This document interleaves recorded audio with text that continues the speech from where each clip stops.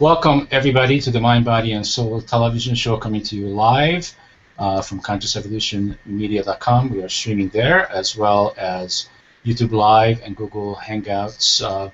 All these three places. We are live right now, so welcome, everybody. I am your host, Coach Steve Toth, and I also founded Conscious Evolution Media a little bit over 10 years ago. And now we are actually putting our shows up on public television. So we made it somewhere. I want to welcome our guest this afternoon.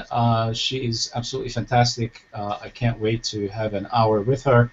Her name is Danielle Galt, and she's an author as well as a corporate wellness trainer, and she's joining us from Canada. Welcome to the show, Danielle. Thanks. It's my pleasure to be here. It's great to have you.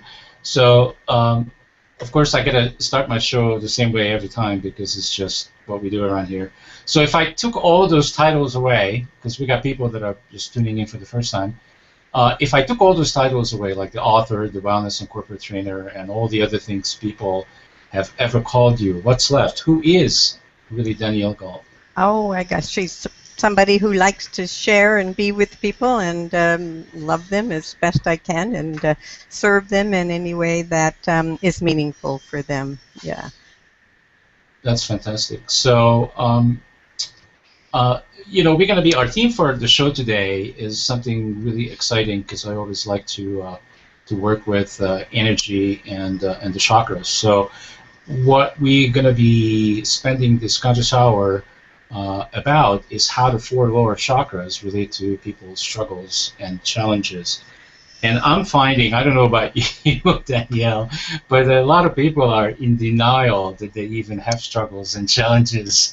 Yeah. And what do they say? If you can't admit that there is a problem, then there's nothing really you can do about it, right? That's right.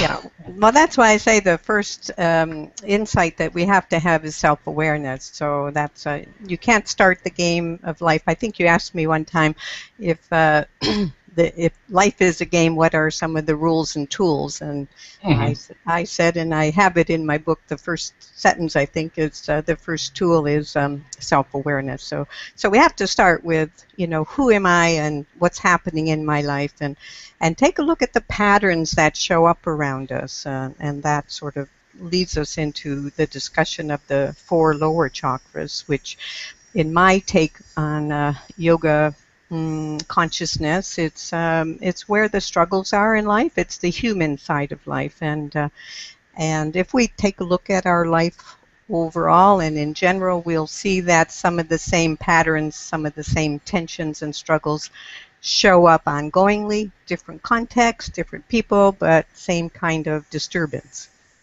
It keeps repeating, and sometimes Yes. I even have noticed in my own life that if I look back, is that it becomes more and more intense. If we continue to ignore it, it keeps getting more intense. Is that your experience as well?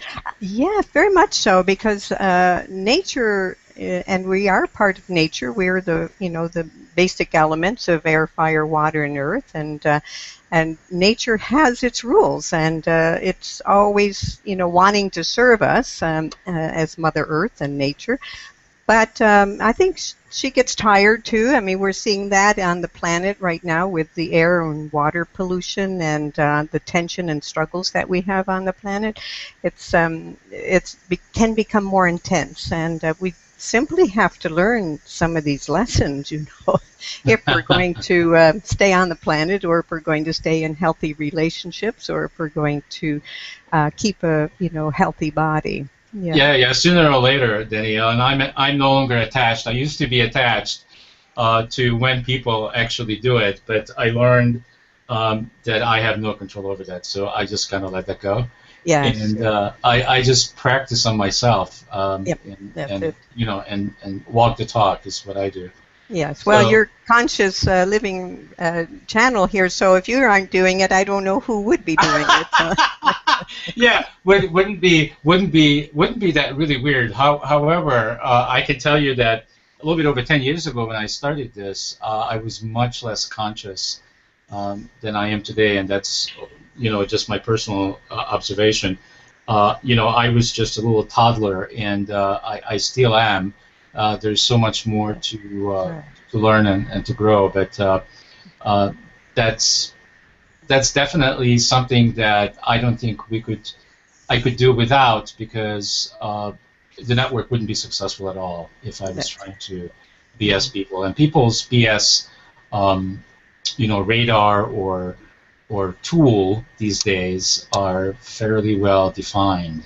I don't think like what used to be going on a lot, 5 years ago on the internet, that people could ask for money and people just gave it. That's no longer is happening. Yeah. People have their BS meters out.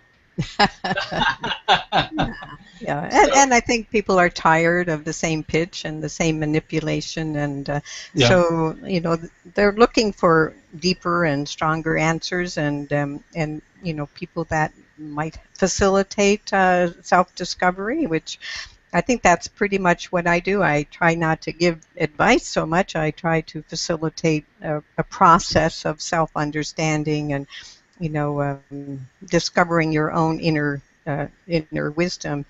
As I say, become your own sage, because each of us has our own inner guidance that we just need to tap into. And sometimes it's just a very good question to ask. Yeah, great. And Daniel, isn't it also true that people vibrate at different frequencies, and people can feel, and their intuition will tell them, if it's something that they should be involved in or not. Yes. Yeah, that's an interesting concept. People vibrate at different frequencies, and I think that's true even when we're ready to take the next evolutionary step. The body, the consciousness will be ready to receive it, and the teacher will show up, as they say. And sometimes you just can't push the river, if you will. If the timing isn't right, it's just not right, and if that healer or that guru or wise person or facilitator didn't kind of hit the mark for you, it just perhaps not supported by nature, not the right time, not the right place. Maybe even on a sort of an ecological level, you're just not ready to handle a major shift and change. So you have to listen to yourself all the time. Yeah, right on. That's very well put. So why don't we just start with the lowest chakra and see what we can discover about how our first chakra relates to people's struggles and challenges. Yeah. Well, that of course relates to the root or the base or the earth element, as I refer to it. And if you think about earth, then if I ask you, what are the qualities of earth that come to mind for you? Well, the first one that comes to mind is, I always refer to Earth as Mother Earth. Yes. So it's I think of Earth as feminine energy, and I think of it as an energy that's responsible for a lot of manifestation and creation, and making sure that we get to be here every moment of our lives. On the manifestation and creation, describe the elemental factors in order to manifest. What do we need? Well, when we talk about the first chakra, I think we're talking also about reproduction. Okay, I guess I'm looking for more characteristics of Earth, the element of Earth, not sort of the the element of Earth. I see. Yeah, the element of Earth. I think we're talking about all the four elements: the water, the air, the fire. What am I missing? Earth. Oh, okay, Earth. Yeah. So when I think of Earth, I think of something that's grounded, that's solid, that's dense. Those are the characteristics of Earth. Is in terms of how I might use it in a program. So it's what we've what we make and build and so forth, and it has to be visible, it has to be concrete. So it's something that it's almost like the end result. So here it's not only the foundation and basis that we stand on, but it's solid, you can see it, and it represents what we want to manifest on planet. So for example, that's how I might use it in a program. So somebody who is Earth type of person, I know my husband Bill, he's very much an Earth dominant person, and he's a great server. Like Mother Earth would be a great server of us. She wants to give us things. She wants to create something solid for us. So Earth people love to serve us, but they also like to conserve energy, and they like to see something manifested, something solid. That's their gift. On the other side of perhaps their struggles is oftentimes we don't give these characteristics their due. We sort of take them for granted. They're sort of like the IT department or the accounting department. We expect them to do the number crunching and the software design and work at all of that, but we tend to kind of take their gifts and maybe not place as importance on them as we might the visionary or the action-driven person. But they're the ones that are serving us. They're building. They have a lot of patience. They need a lot of details, and so oftentimes we might take them for granted. So you might say Native American Indians are of this nature. They've been there. They should own the land. They need to get their voice back and claim what is rightfully theirs. And you see this in some cultures. They follow the rules more. They believe in the hierarchical system. And if we go back to the 1950s, we could say that our society in North America was sort of earth-based. It was more structured and hierarchical and paternalistic and serving of the people and expecting loyalty in return. So that sort of describes the base chakra and some of the struggles that somebody might have if they're Earth preferred temperament. Yeah. So then we come away from Earth. We might mix it up a little bit with some water, and water is actually designed to create more. It muddies things up, it loosens things up, it becomes more about me, me and my feelings and how I go about doing my life. It's sort of like the flower generation in the 60s. It's self-discovery, and it's also the place where we do join partnerships with others. We like to get together and have partnerships, and so we try to get along with each other. And some of the intimate or otherwise, right? Yeah, intimate, sexual, whatever.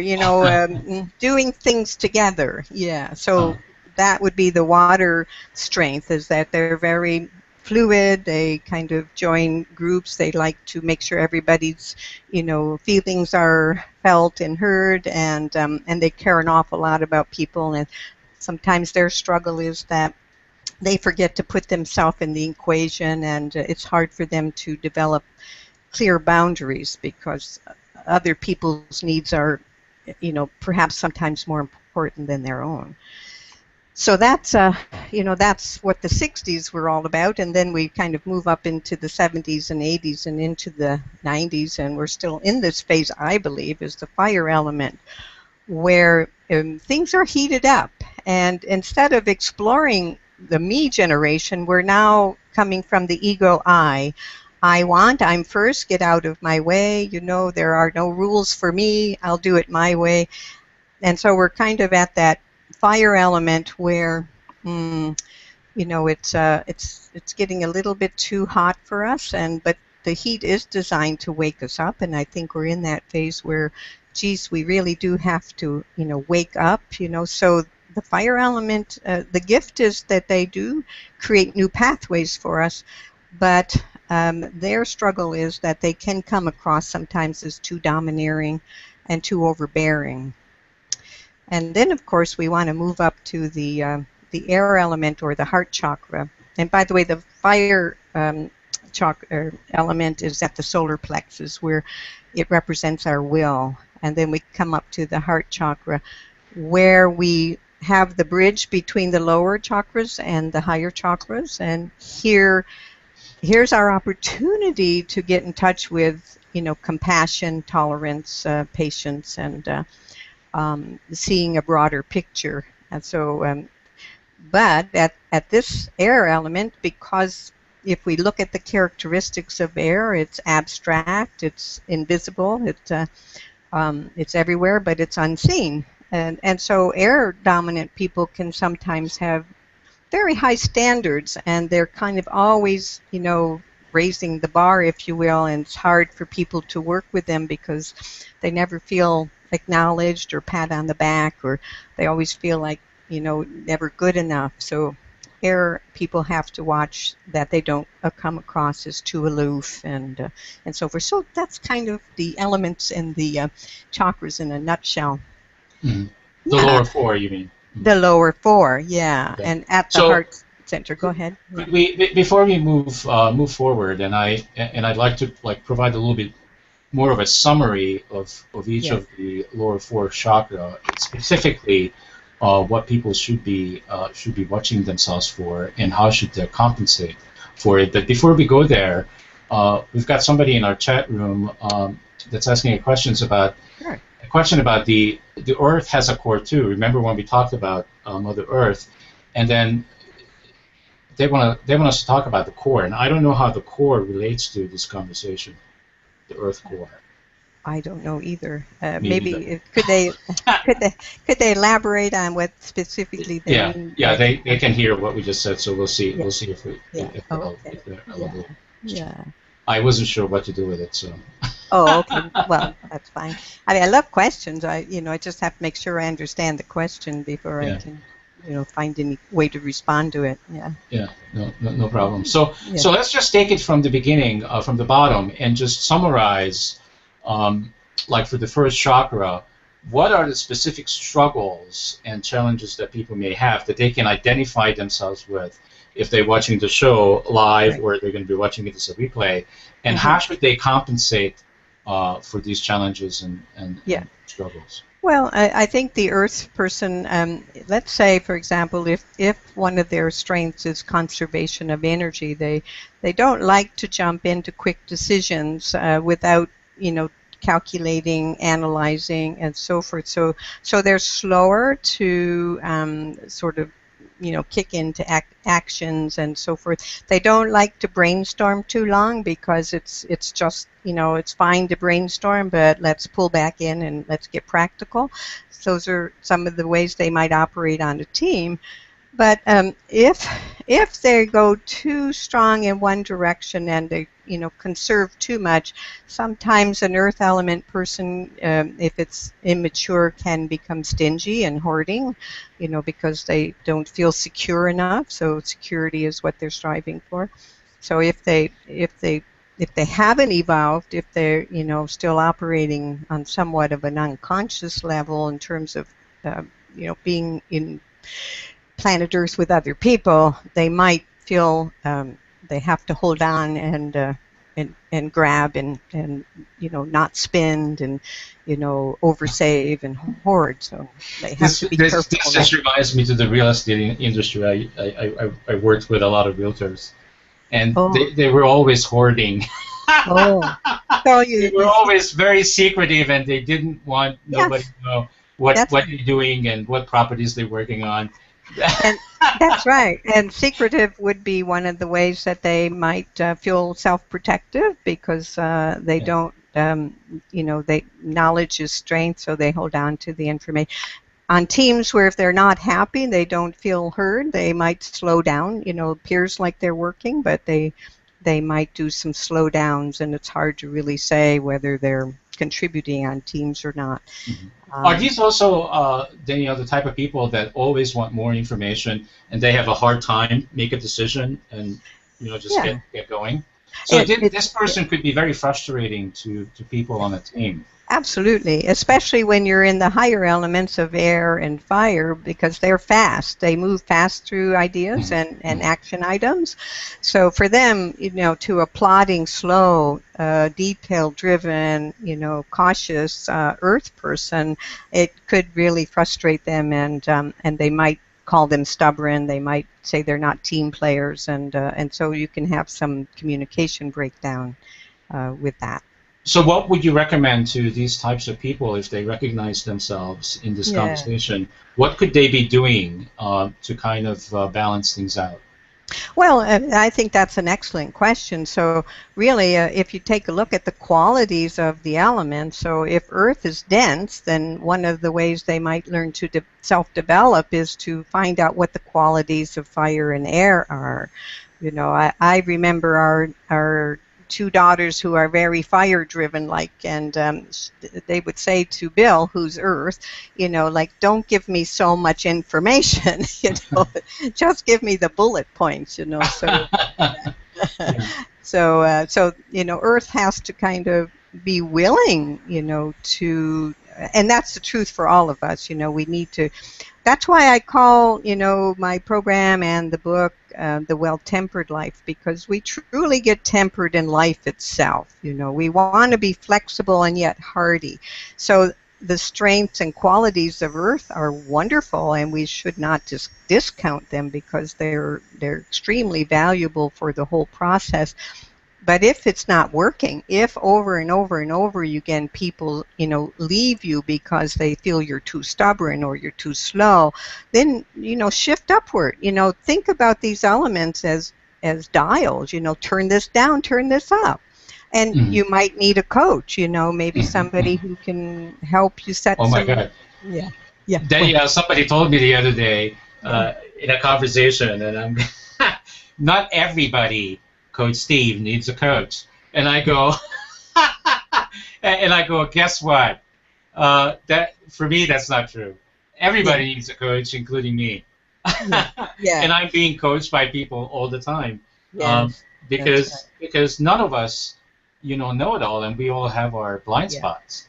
yeah. So uh, that's interesting. So in general, Danielle, how could they learn uh, these tools in terms of how can somebody identify these types so that Hmm. they can get along with people better? Yes. Uh-huh. Well, that's why I like to think about them in terms of the elements, because we all know the solidness of earth, we all know the fluidness of water, we all know, the heat of fire, and we know the abstraction of air. So when you're working with people on teams or family members, listen to the language. If it's very abstract, if it's vague, then chances are they prefer the qualities and characteristics of air. So and if they're very focused and bullet pointed, then they've got a bit of fire in them. If they go with the flow too much, and they're always having easy yeses and they always want to please you, then you're dealing with a water element. And if they're slow and they plod, they want more details, then generally you're looking at somebody who has preference for the qualities of earth. So it Interesting. And yeah, you do this for corporations, right? I mean, you help people, yeah, yeah, how to get along, yeah, not necessarily just internally with each other, but yeah, also with customers, because yeah. this happens to be something that comes up for us everywhere, including in our families. Yes, yes. So what about the second chakra? What can we Okay. just narrow that down to the specifics? Yeah, Struggles and so challenges. the water is, fluid and adaptable, and often water absorbs other people's feelings. And if you think about water, it's more reflective. It's not, a dominant force. And if you think about water and you put it in a container, it always changes the shape of the container. So it doesn't really have a shape of its own. It sort of adapts itself to the dominant force in a group, and it's very So that would be accommodating. pleasers. A Pardon lot me? of people. that want to please everybody. Yes, they're very Yeah. much people pleasers, and that's a lovely thing. I mean, you're drawn to Yeah. that. But if they were a supervisor, they're pleasing Uh, everybody. They end up pleasing nobody, including themselves. So, yeah. so their biggest challenge is to to learn more about parameters and being a little more decisive about what it is that you're trying to achieve and how you're going to go about it, doing it. It's So not that would all. be, yeah, they would be also putting themselves first. I mean, not, they would be putting everybody else first, They and tend to do that. yeah, Yeah, yeah, they put and everybody else's needs first and make them more important than themselves, and right. take on other people's jobs. So then they, tend to get burned out and worn out and so forth. So they And they have probably don't know how to say no, right? They really don't like to say no. So in terms of assertiveness, they need to learn assertiveness skills. You can say no in very nice ways. Like you can say, yes, I'd like to do that for you, but I have a project that's tying me up until next week. So you're still respecting yourself, but you're still able to say yes. So that would be a strategy that maybe Yes, but water. Yes, yes, but I always listen for the but. It's always absolutely. a red Yeah. flag for me. What do you Yeah. mean but? Yeah. Well, you could put and in there. It doesn't Uh, have to be but. Yes, I'd love to help you, and next week I'll have some time. yeah, they say when you hear a but, Yeah. then that cancels everything out that you said before. Yeah, that's right. Yeah. Great communication tool. Yeah. Yeah. Uh, the politicians love it. Yeah. What about so how would these type of people um, compensate then? How would they grow? How would they, Yes. Yeah. Well, because water is so very subjective, their biggest lesson is to become more objective. So, they need to step outside the frame, if you will, or the picture, and look at it from an objective perspective. So they would need to go to the top of the mountain, if you will, to the air, and pull themselves out and look down and say, what's the grander scheme here, and how can I operate without losing myself, everybody else's needs. So that would certainly be a lifelong, a struggle for them. I mean, I'm a water, so it's a lifelong struggle for me, to make sure I put myself in the equation and make sure my needs are also equally important to other people. So it's been a great lesson for me to learn in life, and like you say, lessons and coaches are necessary throughout some ages and phases and stages in your life. Maybe you don't want to coach all the time, but maybe you come up to a particular event and the struggle is really intense, and that would be good at that time to have a facilitator, help process the struggle and help you get clearer about, what the issues are for you and how you can work more effectively with the, what you'd like to achieve out of something. Mm-hmm. Yeah. Yeah, that's very good. It just occurs to me, Danielle, that I mean, one of the objectives that our network has is to assist people to go inside of themselves and find out who they really are. Because I can't find anything more important to do in life when people are quote unquote lost. And it seems to me that this group is the perfect group to have them really do that, because it seems like that they don't really know who they are, and because they don't really know who they are, they'll just focus on the external. Yeah. Yeah, you have to be careful. Not that this wouldn't apply to everybody, because I think it does. Yeah. It certainly has applied to me.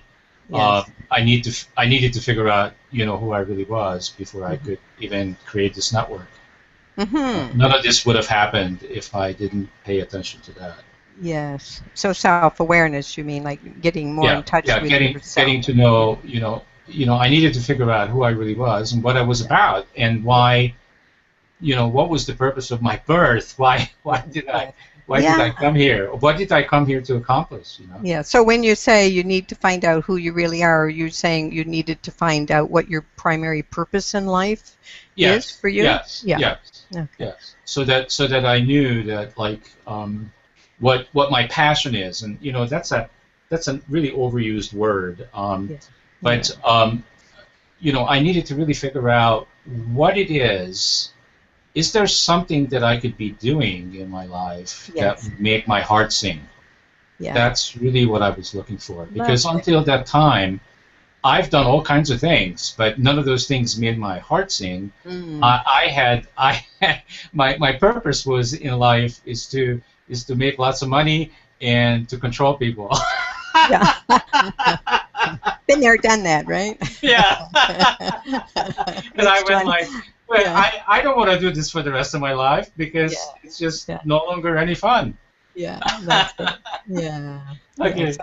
So you again, at the stage where you were in the controlling and making money phase, you might not have had listening for this kind of conversation, Oh, and the timing wouldn't have been right. Yeah. I had, yeah, I had some, I would say, I mean, I gave it energy. I was able to be in the conversation, but I wouldn't be willing to walk the talk.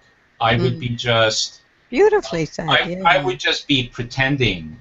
Yeah. Yeah. This Yeah. is a great thing, but and matter of fact, I was coaching people, and I could definitely advise other people what to do, but I wouldn't take on my own Yeah. advice. Yeah. I Yeah. wouldn't do the things that I really needed to do that I told other people to do Yeah. because Yeah. I was, like, quote unquote exempt from that. That's it. I, Okay. Yeah. I That's didn't right. have to.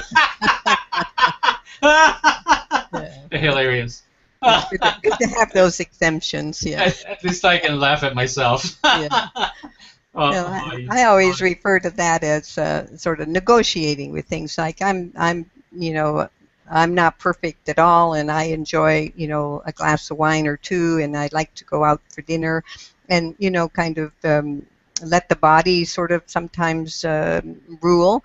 But I always say I have to negotiate, with wellness. Certain things give me pleasure, and I know if it goes too far, it'll give me pain. So you have to kind of find that middle ground where you can do this but not overdo it and enjoy the pleasures of the body or the distractions of the world, but not let the pleasures of the body or the distractions of the world run your life, because then you go unconscious and and you go down into the hole.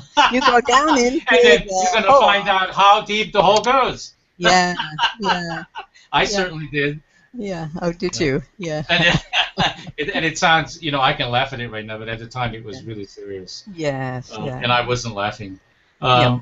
But Well, I know after my first husband died, I was very young, and I anesthetized myself every night with beer, and at the time I was smoking cigarettes too. So, I mean that they were great tools, to help soften the emotional blow and the tremendous disappointment and anger that came up at that time. So, that was an age phase and stage where, certainly having a good coach would have, moved me along. Actually, I did have a girlfriend who helped me out there. She became a mentor to me.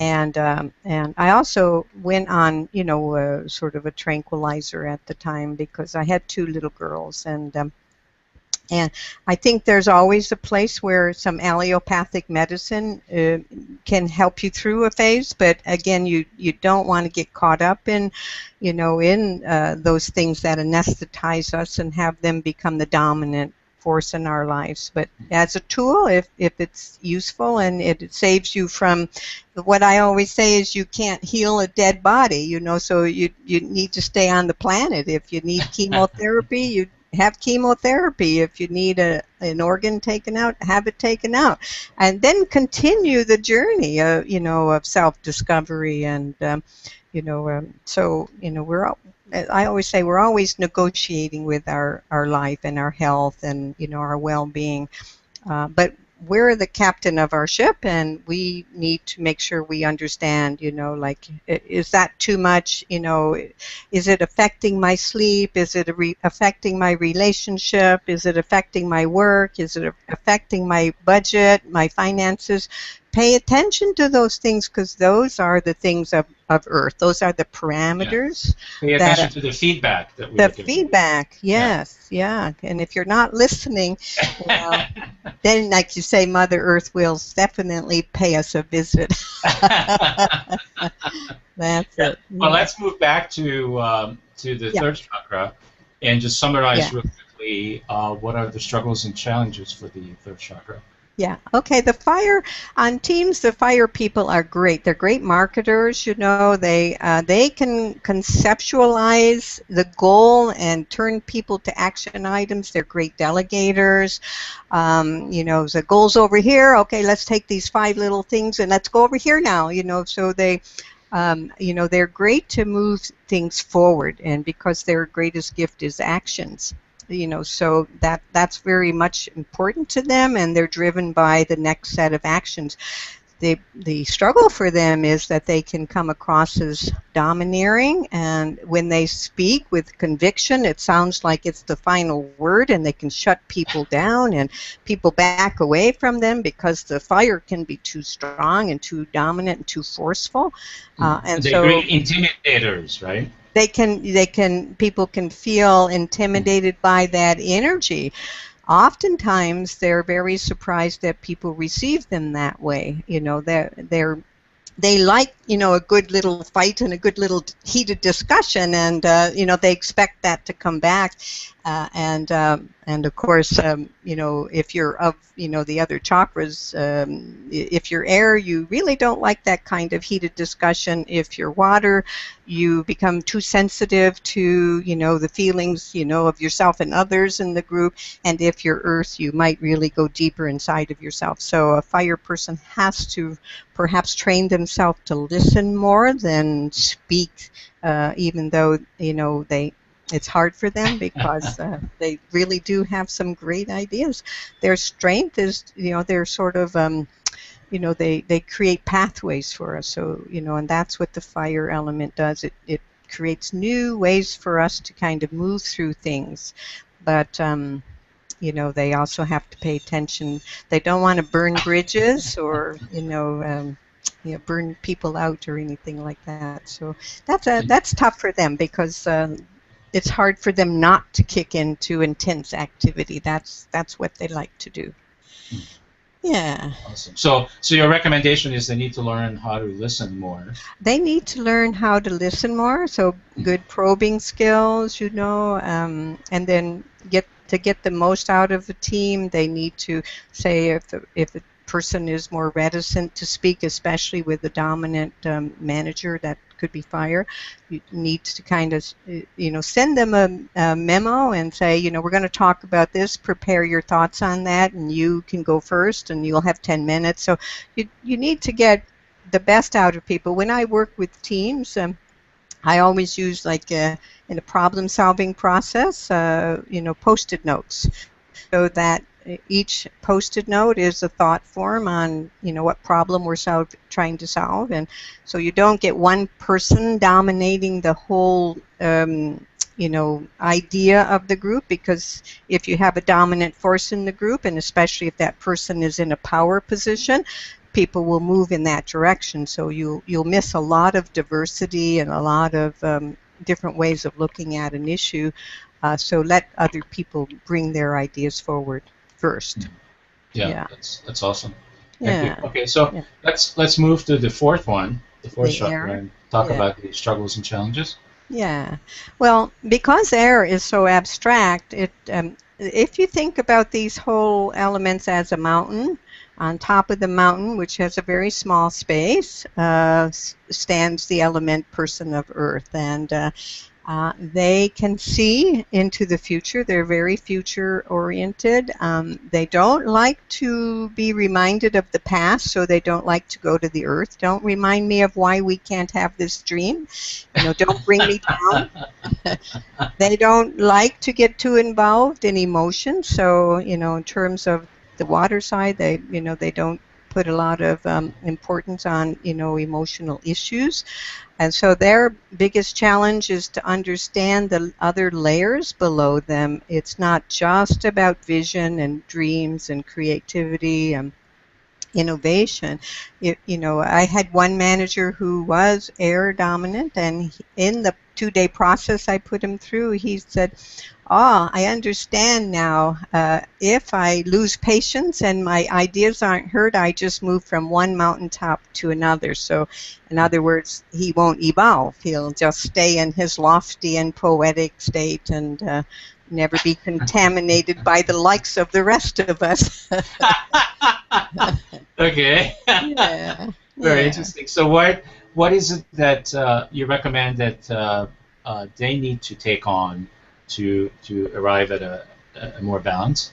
Well, I mean, if you think of that mountaintop, if you're too stuck up on top, then come down below, So like if we use some yoga poses, you might want to do a forward bend where you reach up into the heavens where your ideas are, and then you, with slightly bent knees and exhaling, bring it down to earth, So because there's, a good idea is nothing if we don't manifest it. So we need to respect the qualities and strengths of the other expressions. So earth has to develop more tolerance and patience for those kinds of distinctions that the rest of us are trying to bring to the table. And if a manager doesn't have that tolerance and patience, then of course, they probably move on to another position, new CEO or new, they really good in management jobs because they can see the whole picture, but they need to also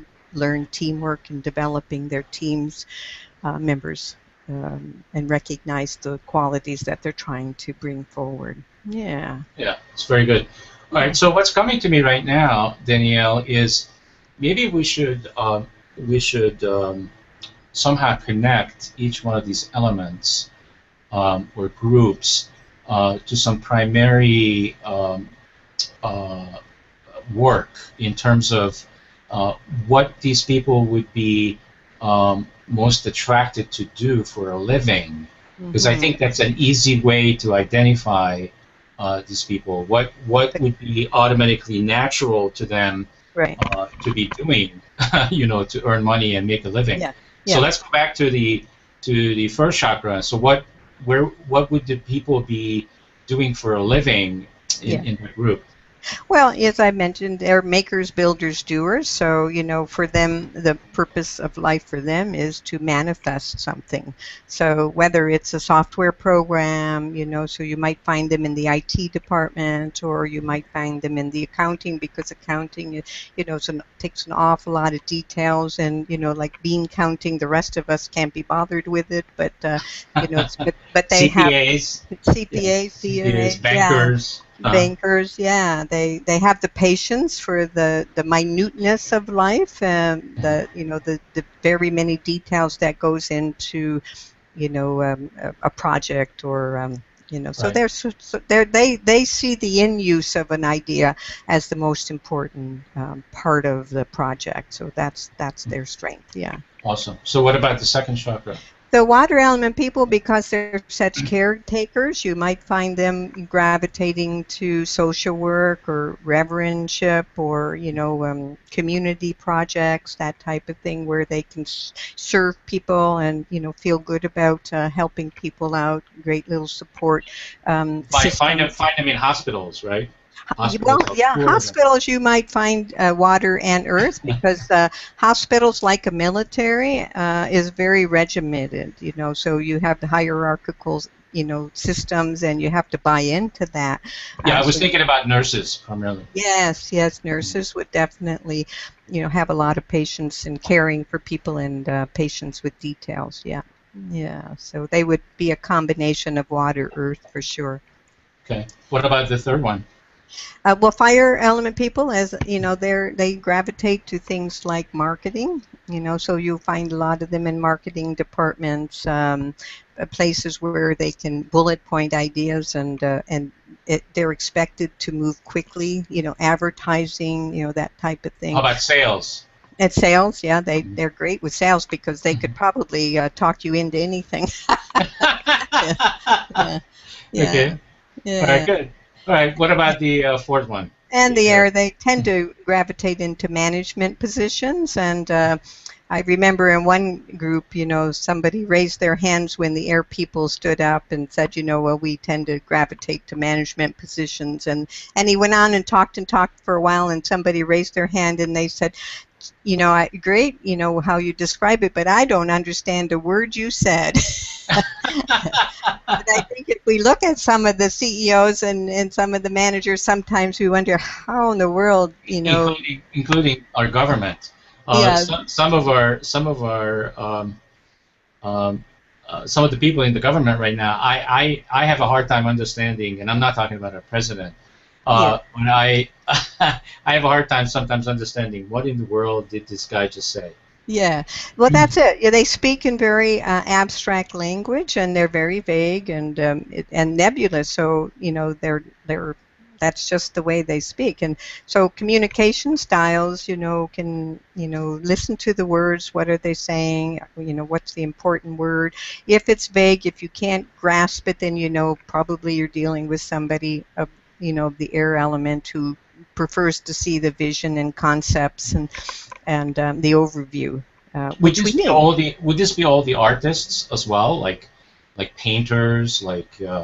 Yeah, that's a good question. I almost think artists might be more of the me, the water, because they're very good with self-expression. They're, the water element people, the brilliancy of them is that they can go up and down the mountain and understand each of the elements because they've adapted to each of them as they've grown up. So they have a wide emotional range of expression, and they have a lot of distinctions on the the emotional field. So in one conversation, I must be a water then. Oh, I gotta be. very fluid with time too. And we can kind of show up in any of the four at any time, right? Any of the time, we can adapt ourselves to the dominant force in the room. If we're giving a presentation and it's largely air, we turn the dial up without even knowing it, into more conceptual and standards and, higher level language, if you will. And then if we come down into the more practical, hands-on people, we can adapt the conversation to that. Yeah, that must be why we are also accepted so quickly. Yeah. It's been my experience just throughout my life that any organization, any group I go into, I'm really quickly accepted because I don't develop a lot of conflict Right. with these four signs. I just adapt to them. Right, exactly. Yeah. We're very accommodating people. Yeah, we're sort of non-threatening people. Yeah, that type of thing. Yeah. All right. Well, this is awesome. So I think this was so helpful to our viewers, and I'm sure a lot of people probably get a lot of good stuff out of it. But before the time flies away, I want to make sure that we cover. Yeah, it's the conscious hour, as we say. I want you to talk about the Well-Tempered Life program that you're going to be doing shortly. Well, here's a copy of it here, the Well-Tempered Life. Let me see, how do I get it there? Yeah, it's put out by Morgan James, and it's available either through our website or through Amazon. But the Well-Tempered Life, Coach Yourself to Wellness, and that's a program that I'll be delivering at Hollyhock Life Learning Center in British Columbia on the Cortes Island, just off of Vancouver. I think it starts September 24th to 28th. So it's an opportunity to get the tools that I talk about so much that have helped me in my life.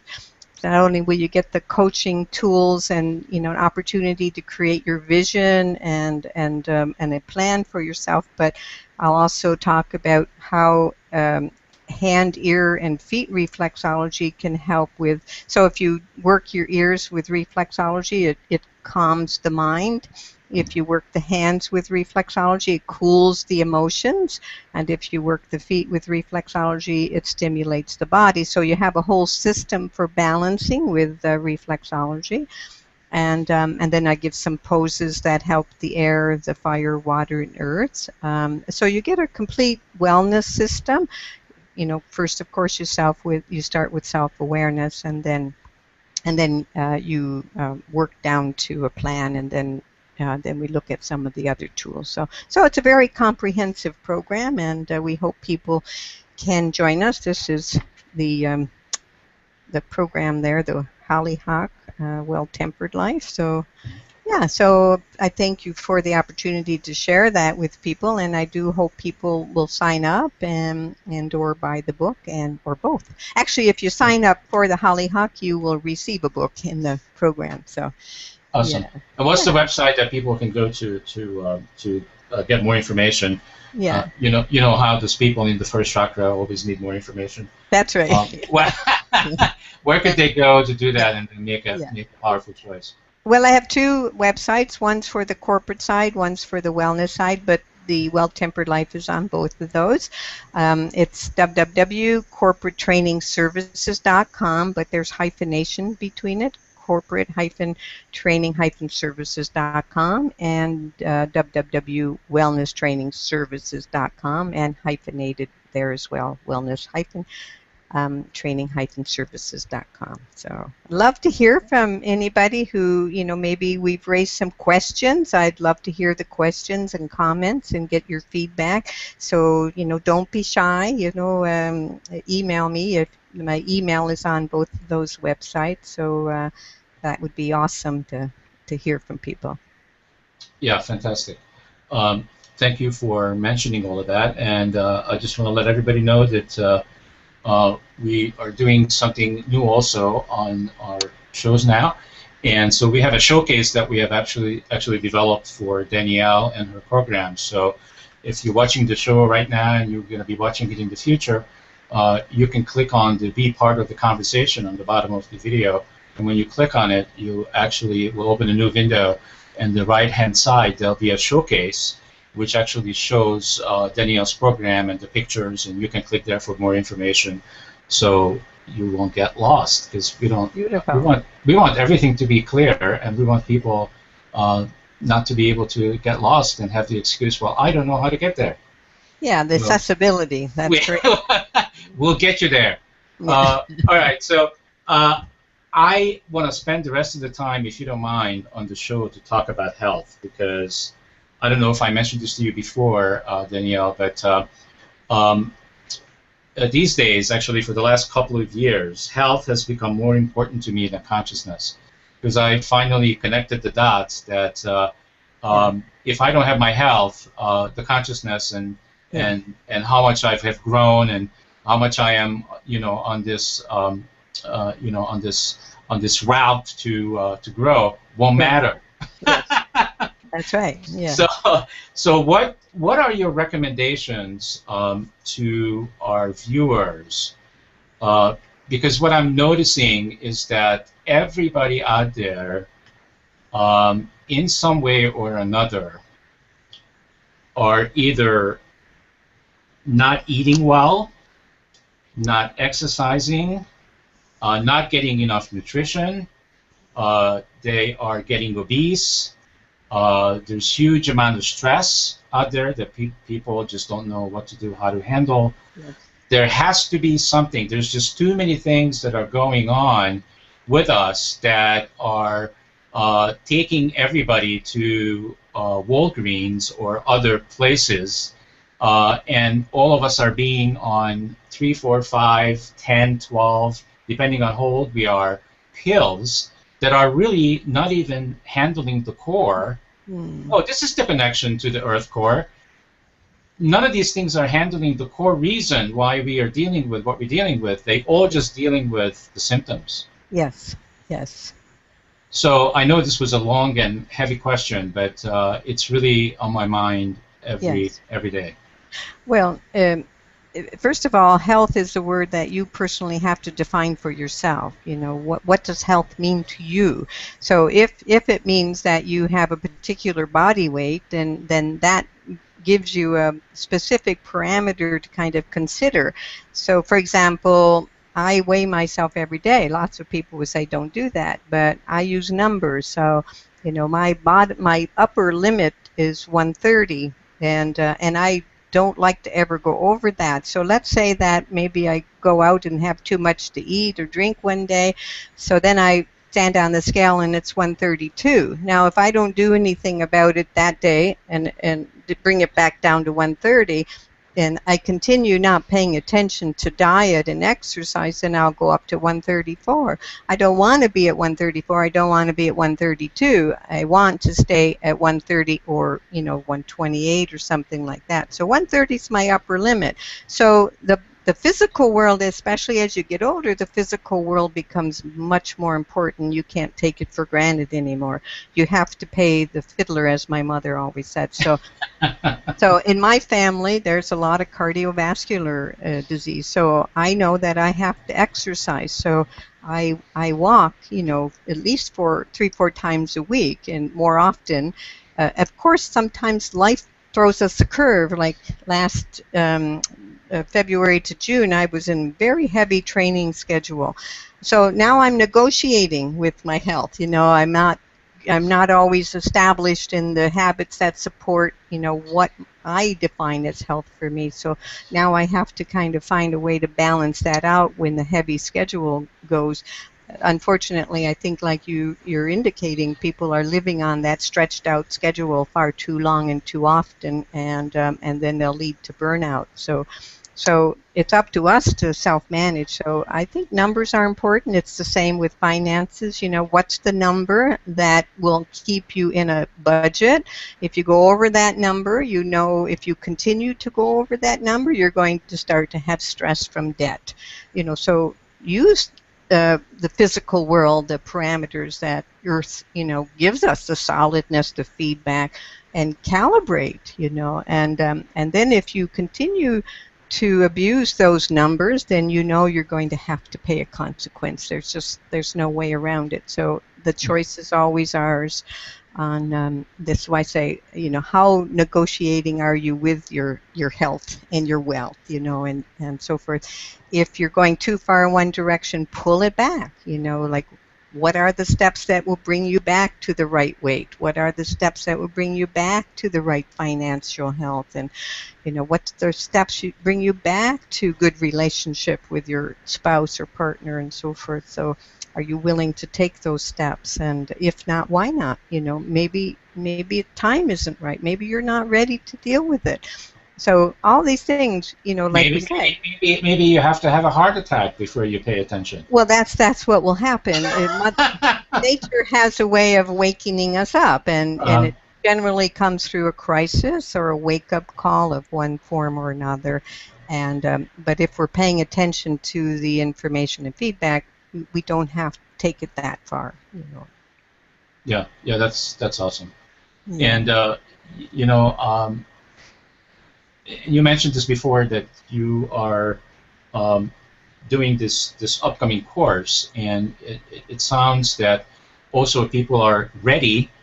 Whoever is watching and listening, if they are ready, because you put together a system. I heard that several times as you described it, so people can actually receive a health and wellness system that they can follow in their everyday lives, so that they don't have to be lost anymore. They don't have to wonder, you know, what to do next. Because I think a lot of it is people are just too comfortable. And really, the way I'm living my life, Danielle, these days, is that my preference is, in order to grow, I have to do things that are outside of my comfort zone. Exactly. That's beautiful. Yes. We have to learn to live with a little ambiguity, and we have to be able to live with a little bit of tension that pulls us out, like you say, to the comfort or the familiar. If we're going to change the patterns, we have to kind of stretch it a little bit this way. And the benefit to a program like mine, it doesn't have to be my program, but the benefit to this type of program is it stops the clock and say, stop, take this time to look at yourself. It's a, opportunity to just focus on you and what's important in your life, and then how you want to go about and move yourself through those action items that will bring you to where you'd like to go. And so that's really what a program like that is all about. It's really all about themselves, So it's in the framework, and in the Hollyhock is beautiful environment. It's on an island. It's very yogic, like there organic vegetarian meals and yoga classes for people to take, and nature walks and so forth. So you get the benefit of the of nature and the environment and the peacefulness of Hollyhock. So yeah, it's sounds like a gift to the self.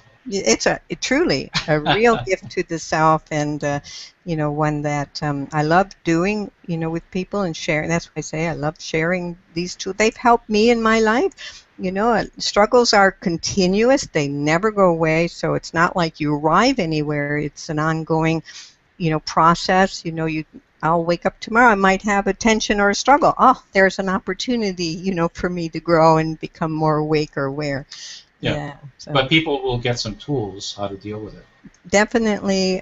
These things that I have, worked on for over 30 years, they've helped me stay strong. And that's why I say a well-tempered life, you need to be flexible and yet hardy. That's what tempering your sword is.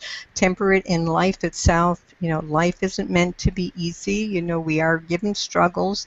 And how we deal with them determines, how flexible and strong we can come in the course of our life. And we all want to have a good and useful and healthy, productive life. So, yeah.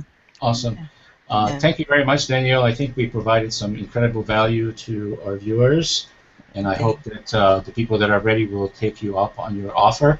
Let's mention a couple of those websites. Corporate training services and wellness training services with hyphens between word. Each word. Okay, awesome. Yeah, or they can just Google Danielle Galt, and hopefully they get the right Danielle Galt. I've seen others on with my name, but yeah, or they can just click on the video. All they have to do is click on that yellow thing that says "Be part of the conversation," and it will take it there. Well, that's great. All right. Fantastic. So thank you so much, Danielle. You were absolutely fantastic as always. And if anybody out there that watched this live, or will be watching the replay, if anything that Danielle or I said and done touched, moved, and inspired you, please keep coming back to ConsciousEvolutionMedia.com. And this show, the Mind, Body, and Soul TV, is on at least a couple of times a week. So we'll see you on the next edition of Mind, Body, and Soul TV. Thank you all, and have a great week.